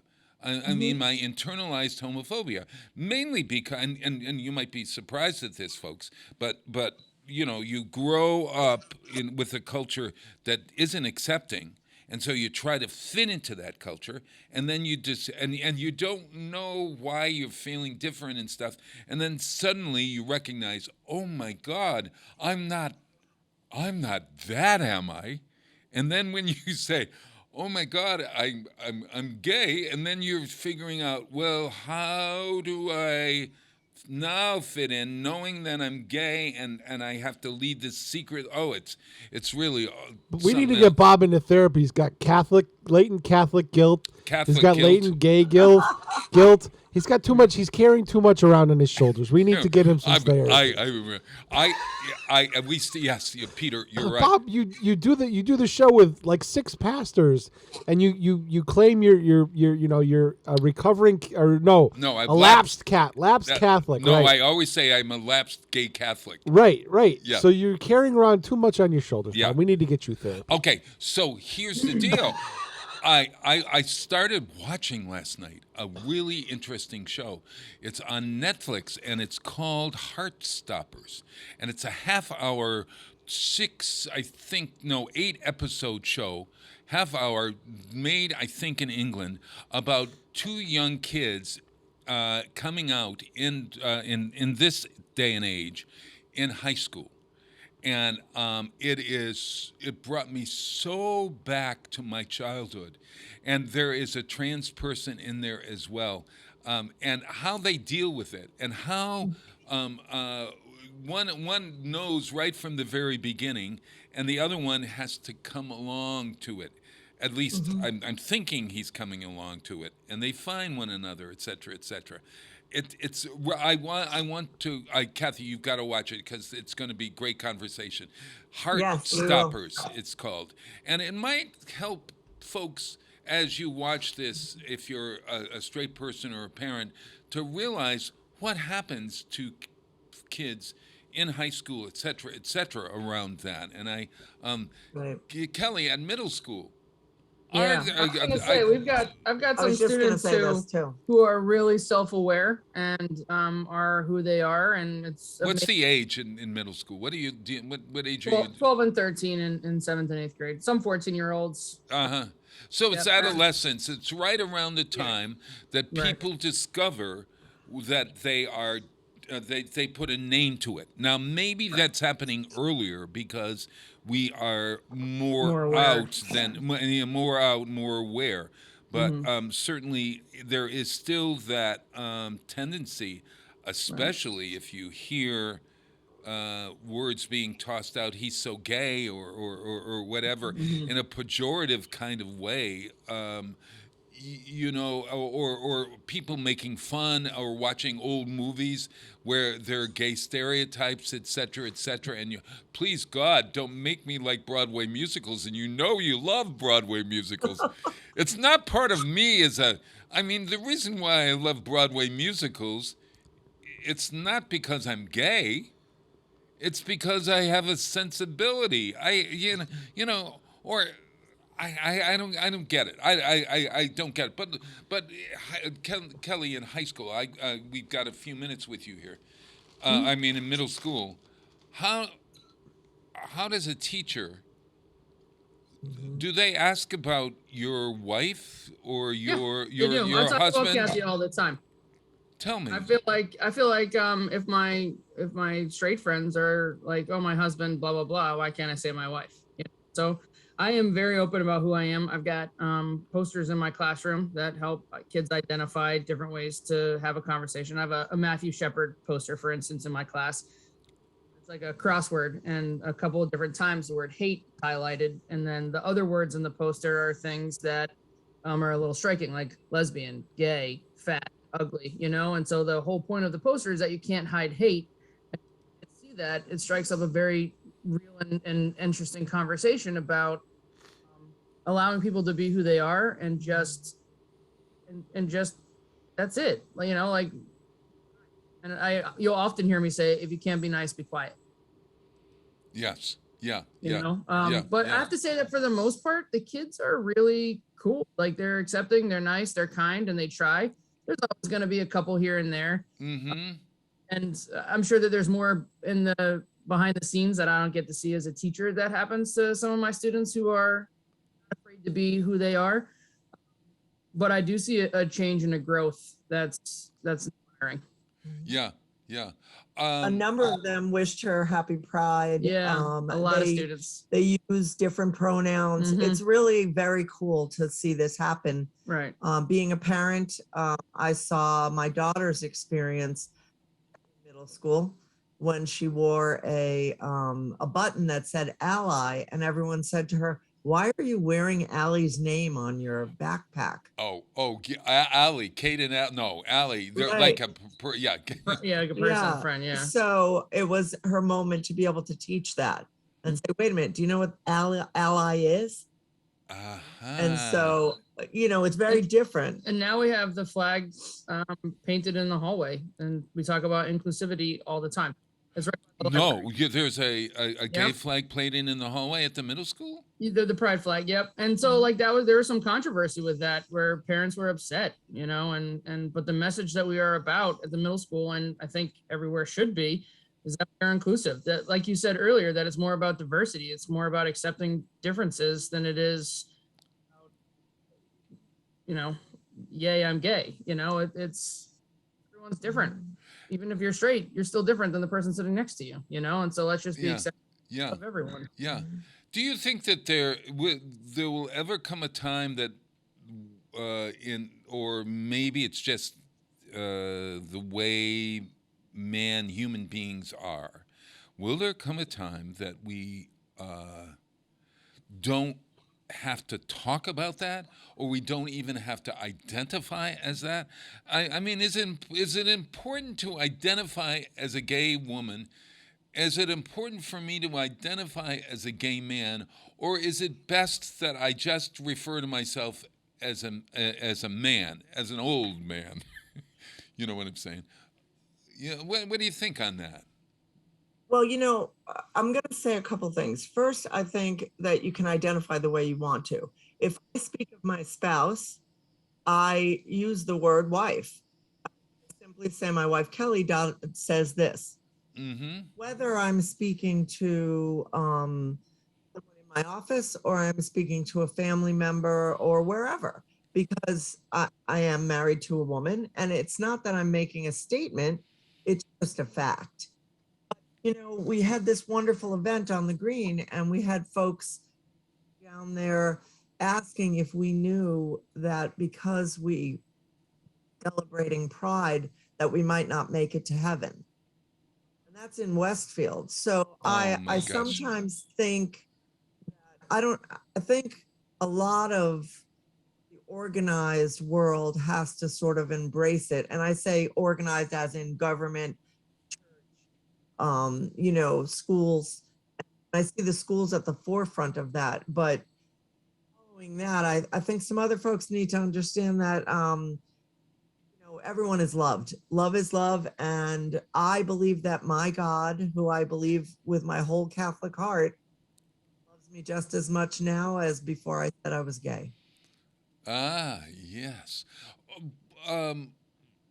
I think that sometimes in those conversations, I've met some of those folks in Westfield that stand there. They were I remember a time we were putting on Pumpkin Fest. The first time we put Pumpkin Fest on the green, and what happened was through a scheduling thing, the Park and Rec people had and everybody has a right to protest or whatever, but there was a prayer group and they had assigned marriage equals one man and one woman, and that was placed prominently on the stage down at Park Square. And meanwhile, we have me and all these people, all these great community volunteers of every sexuality, of every color, of every age, setting up a community event, and then we have these people standing there praying for our souls or whatever. Right. And I went over and I couldn't believe, because it looked as if a group of evangelical, and I don't want to say, but people who were against the gay movement were producing Pumpkin Fest. So I went over and I said, please, could I ask you to take that sign down? Please, because I don't know what you're here, and they had the legitimate right to be there until 12 noon, but after 12 noon, they and that was the beginning of our event, so we had to do that. Well, they started, we love you, you know you're going to hell if you don't change, etc., etc., but we love you the way you are. We love you, love you, love you. And I said, well, you can't love me if you're out here protesting my ability to marry a man if I choose. And right. And they were really believing what they said. Now, I can accept anyone's belief, regardless if it's the opposite belief. But what I can't accept is you're out there foisting it on others. I mean, I it's so, because on the other hand, you might say, well, here I am on a radio show talking about this and foisting it on my listeners or whatever. I mean, like, there's that conversation to be had. But what happened was that a couple of people, straight people, came over and stood in front of the WO of the woman sign. So it said marriage equals man plus man. They stood right there because they could stand right there. In America, you can stand in front of the sign. So they stood in front of this big banner, and it said, I don't know. And eventually they left. But it was one of those very tense moments where you wonder how to be. And I, as Peter will tell you, I really, and you know, I think that the only way for people to change is for them to have conversations, right, and not be fearful of those conversations. And regardless of where you are on the spectrum, or where you are on the spectrum of being gay, or where you are on the spectrum of being uncomfortable with others who are different than you, you know, right. How do you bring somebody from here to there? You know, I don't know. You want to comment on that, Kelly? I was just gonna say, in education, you don't start here and bring someone all the way here. Like, the goal at the end of the school year is to bring them up. They are, like, not every kid starts in the same place, so not every kid. You start where somebody is. Right. Right. And so then the growth isn't going to be linear with everyone else's. It's just going to be growth. So I think that the whole point of having those conversations is that maybe you say something or you do something that sticks with someone that they think about, and then it makes like little incremental changes, and I'm not looking to change someone, like, their whole base of who they are, or change their whole opinion of everything right then. But maybe talking to somebody like you or I and having a conversation and hearing some different opinions. And then hopefully people go and process, just like hopefully we all go and process after a conversation. And so we can have those little changes. And little growth is better than no growth at all. Well, also one of the things that's so exciting about working at the center is that Creative Arts Center, right, the Creative Arts Center, WOW's Creative Arts Center, is that we have the opportunity to teach, and whether that's how to paint, or how to take a trip to Italy, or how to see people through the eyes of a princess.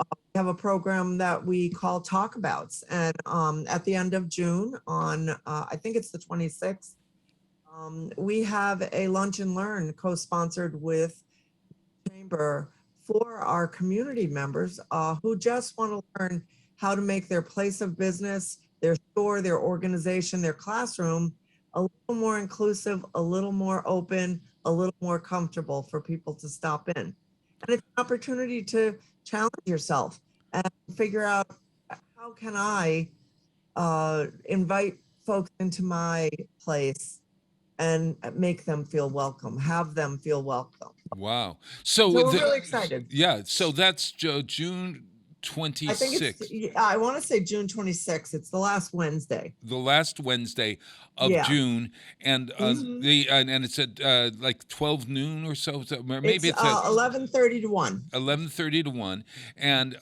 lunch is provided. I think it's actually, I'm so sorry, Bob, it's the 29th. 29th. Yeah. Okay, got it. Yes, there is a fee. It's through the Chamber of Commerce, the Greater Westfield Chamber's website. You will find a link. It's super inexpensive. I think it's $10 for members, 15 or 20 for non-members, but it will be worth it. We'll be sharing ideas for your organization or your store or restaurant, and some surprise giveaways to post around your store. I love that. Could one of them be a stool for your backyard? A spool for your backyard? I have to go. I got about 10 minutes before I need to leave for work, but thanks for the invite. It's always fun coming and hanging out with you guys. Kelly, it's always great. I can't wait to have another beer with you sometime. Okay, I'm in. Yeah, twist my arm, Bob. Ow, ow, ow. Yeah, I'm in. Let's go. All righty. Look, you're one of my favorites. I bet you're a terrific teacher. Well, I hope so. Yeah, you are. I know you are. I know you are. Bob, we could all go to the patio at Skyline and have a nice beer overlooking the tobacco fields. There you go. And I'll teach you a math lesson, and you can tell me if I'm a good teacher. That'd be perfect. Oh, listen. You're going to give Bob more anxiety. I don't know about that. Yeah, no. Give him 2 beers, then it'll be fine. Maybe you can teach me how to balance my wallet. Yeah. Hey, we're not into impossible tasks this morning, Bob. Okay. The only thing you need to do is make sure you got more coming in than going out. You'll be fine. Oh, all right. Okay, gotcha. Hey, why don't I play a song that I think is there's a song. This is from Wisconsin. My Wisconsin music director actually suggested that I play a song from the 80s that is of the pop rock genre, because we haven't played for that in a while. And most importantly, for Pride Month, it's written by a gay person, and it is Rem, R-E-M. I had no idea. R-E-M, yeah. I had no idea. Don't call them Rem. People won't think you don't know anything about music. Yeah. No, R-E-M. Yeah. Yeah, and this is called Fall on Me, and it was probably originally written about environmental acid rain, but evolved into something about oppression at large.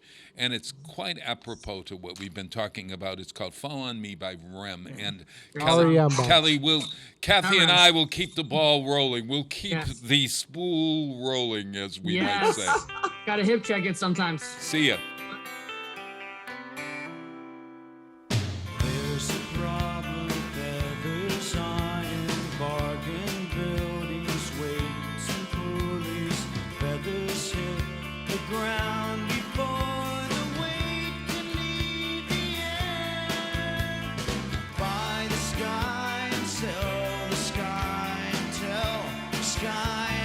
Tell the sky, fall on me.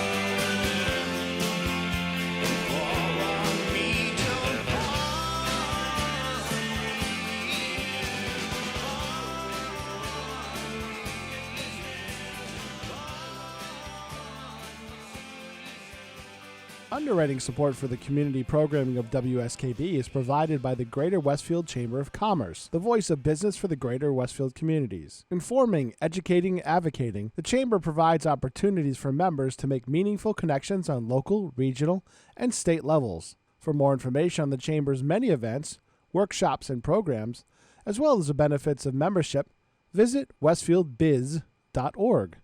The Chamber focuses on the most important economy, yours.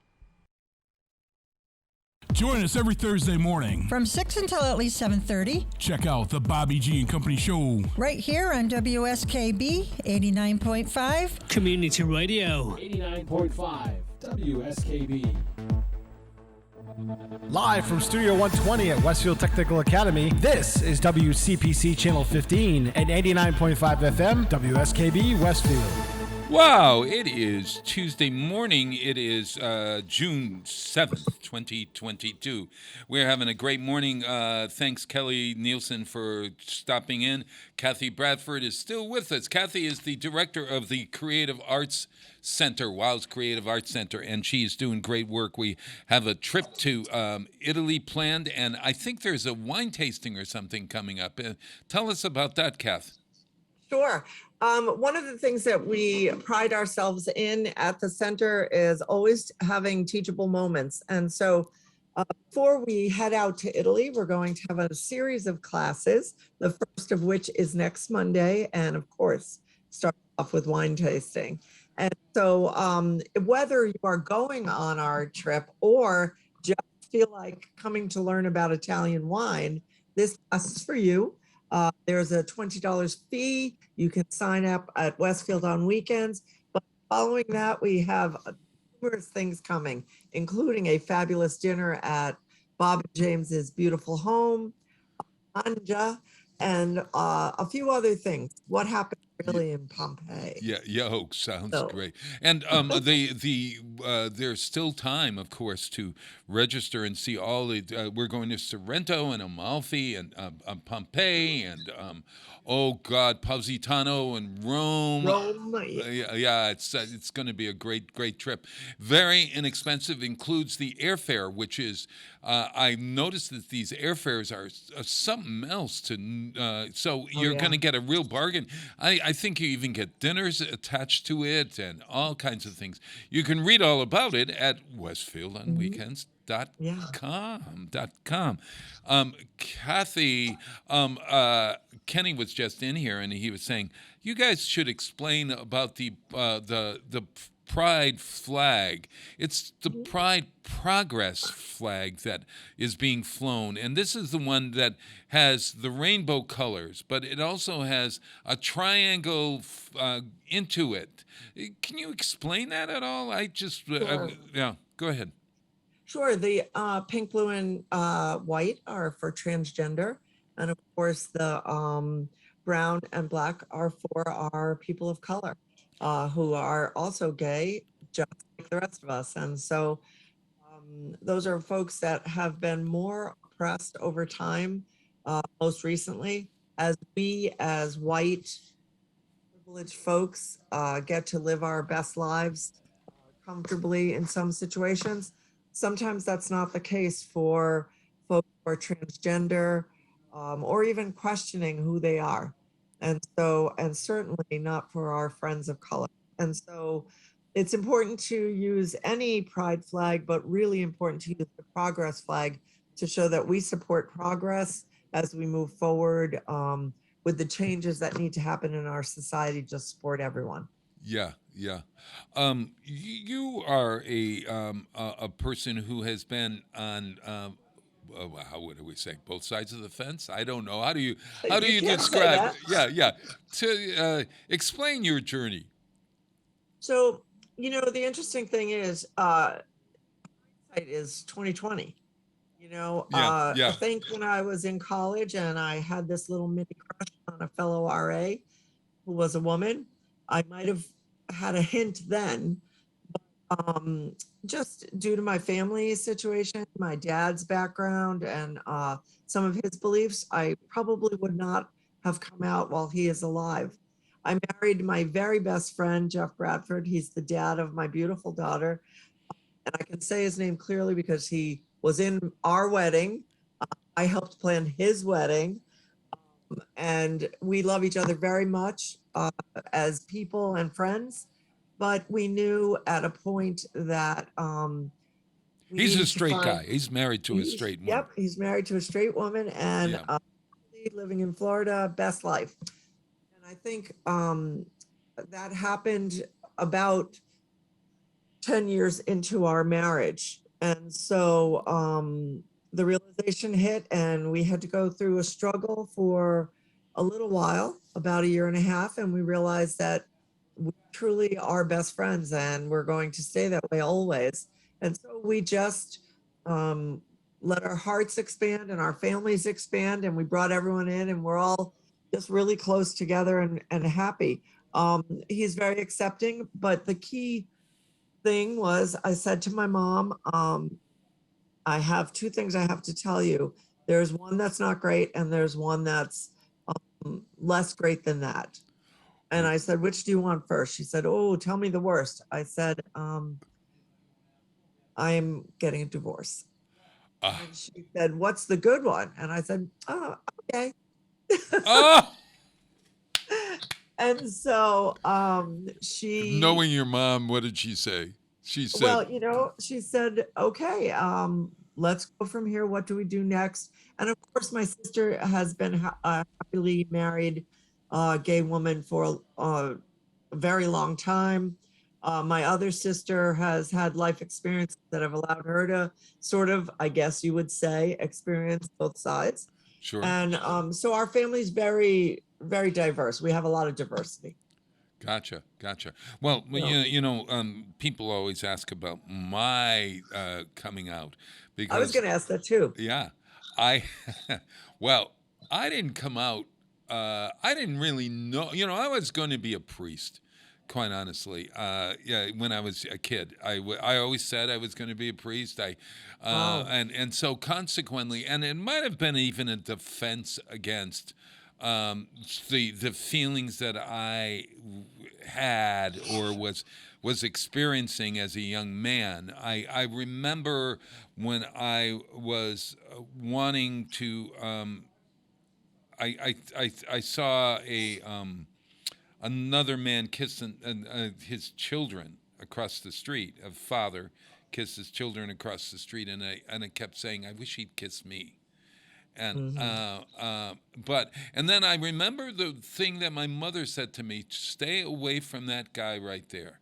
And she pointed out a man who later in life turned out to be a gay man in our neighborhood. And when he would walk by, she would say, "Point it out." Now, as you're a kid and you're hearing this, and you're having these feelings, and your mother saying, "Stay away from that man. He's not a very nice man," whatever. And right. you're sensing you've got this gaydar going or whatever, that there's maybe that's me, right. And in high school, in junior high, I was pimply and wearing glasses, and I was sort of the brunt of a lot of jokes, etc. And I remember my best friend in grammar school actually this happened freshman year, pointing out to everyone at the lunch table that my hand was limp. And now, is that the sign of a gay person, that they have a limp hand? I don't know. Bob, why are you stereotyping yourself? No. I'm telling a story here. At a time, it might have been a sign. At a time in history, at maybe a time when you were younger. Yeah. Well, I remember then thinking, okay, I will always have a straight wrist. And it's only recently that my wrist has begun to limp a little bit.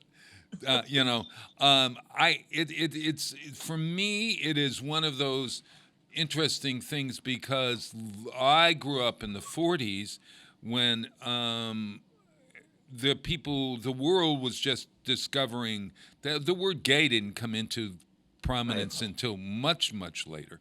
And in fact, you'll see all of these songs and books in the 40s and early 50s that say that rhyme gay. Gay is a great rhyming word because it rhymes with everything.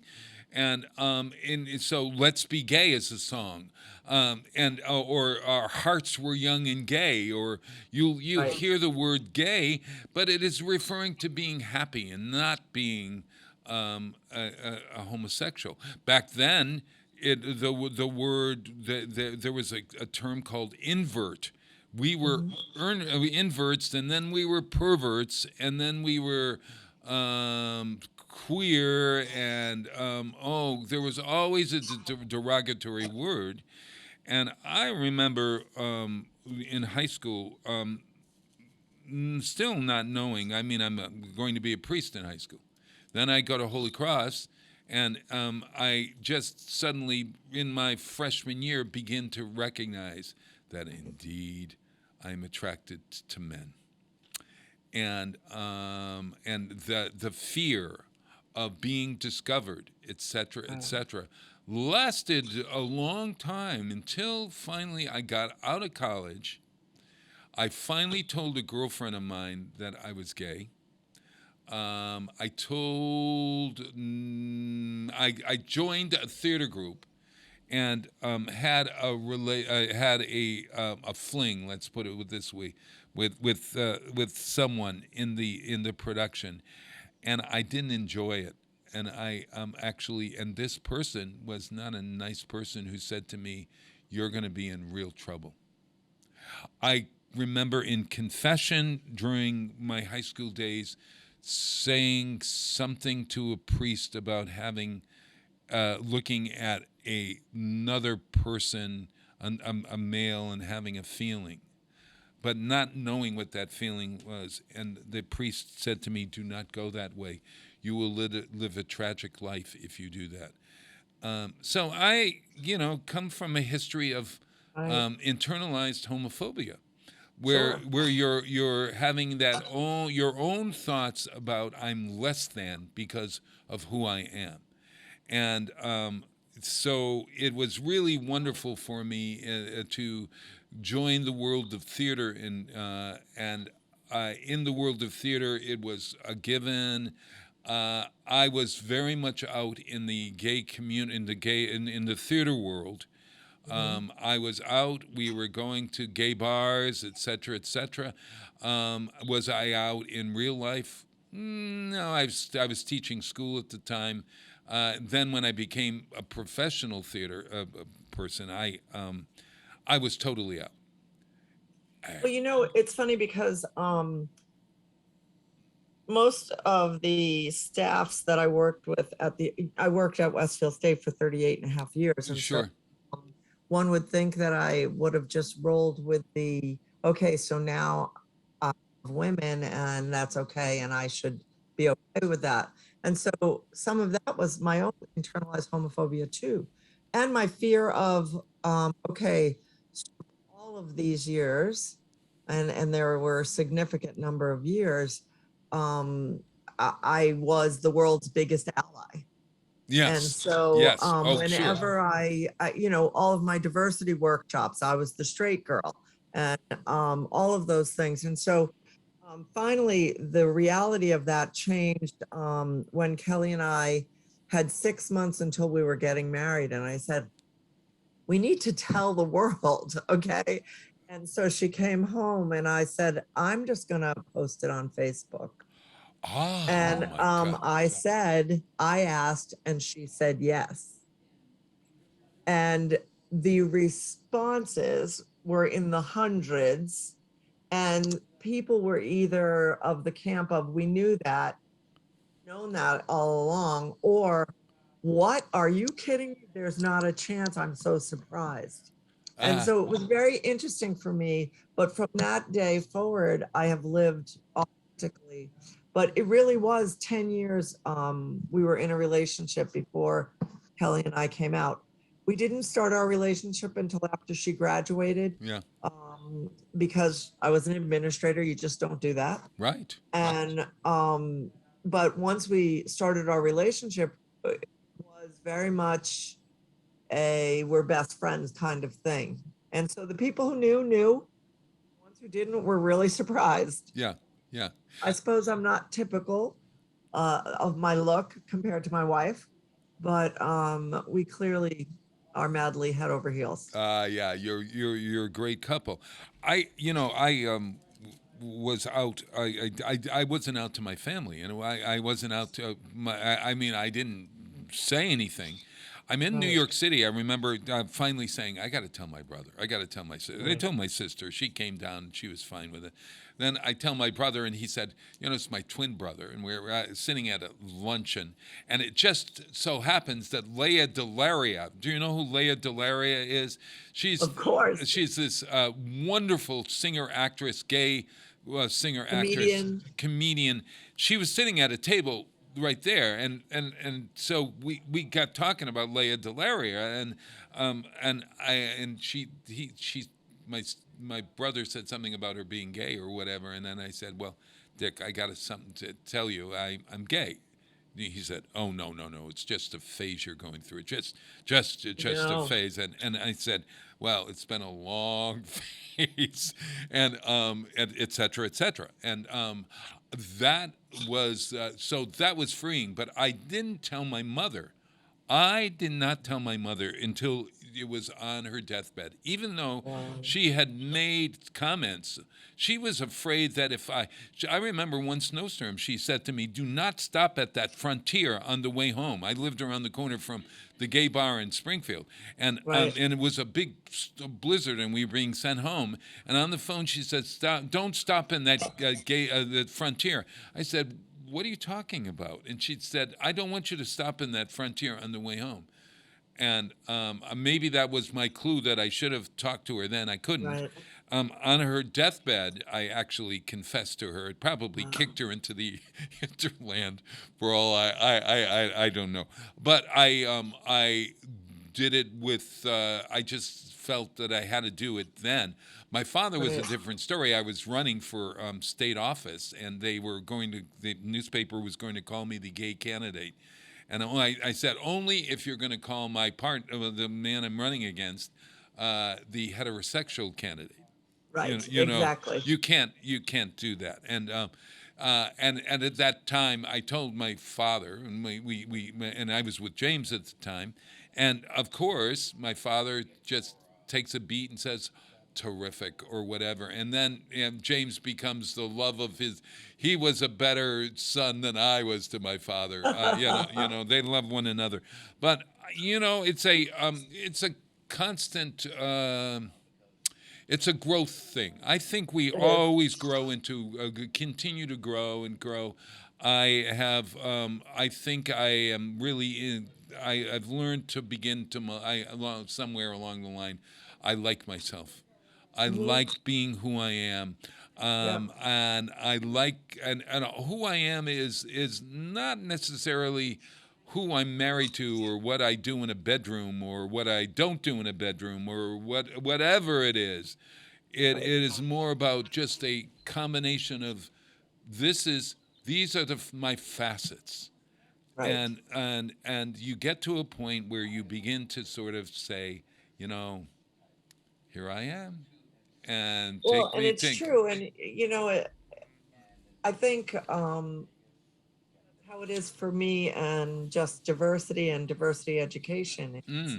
I have been passionate about all of it, race and ethnicity and religion and ability, all my life, from my mother, learning from my mother, this amazing woman.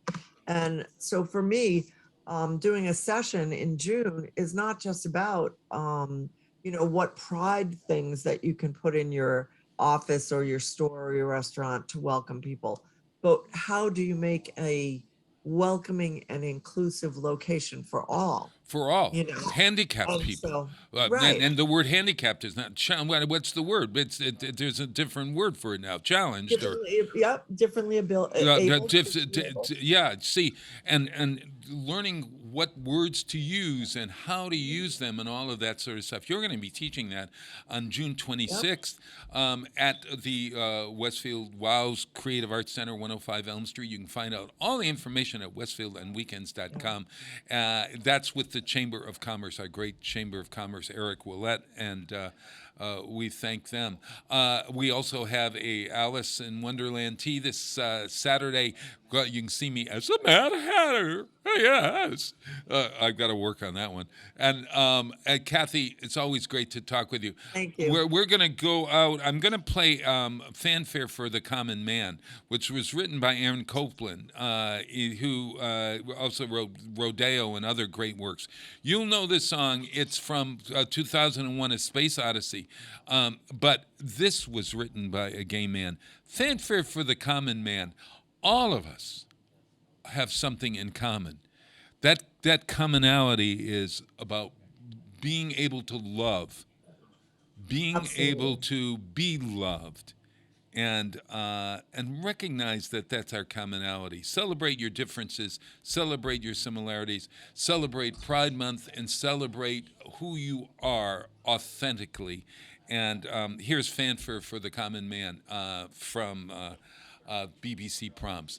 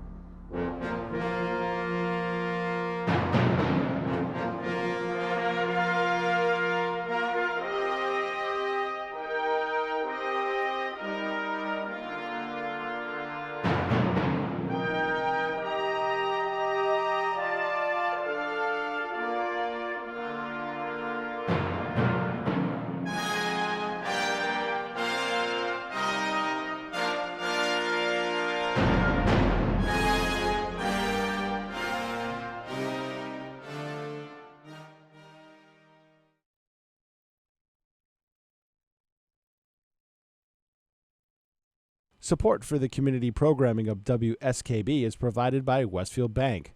For more than 160 years, Westfield Bank has been an important community presence and commercial leader in the Pioneer Valley, with convenient full banking services in Westfield, West Springfield, East Longmeadow, Agawam, Feeding Hills, Springfield, Southwick, as well as Enfield and Granby, Connecticut. Visit us on the web at westfieldbank.org. Underwriting for WSKB's community radio programming is brought to you in part by R. Levesque Associates. They are offering landscape architecture, civil engineering, environmental permitting, and land surveying. RLA is a second-generation company devoted to excellence in the planning and design of outdoor spaces. On the web at rlaland.com or at 40 School Street in Westfield. I'm Mark Auerbach. Join me every Friday at 8 a.m. for Arts Beat, where you'll meet interesting actors, directors, designers, and musicians here in Western New England. Community Radio. 89.5 WSKB.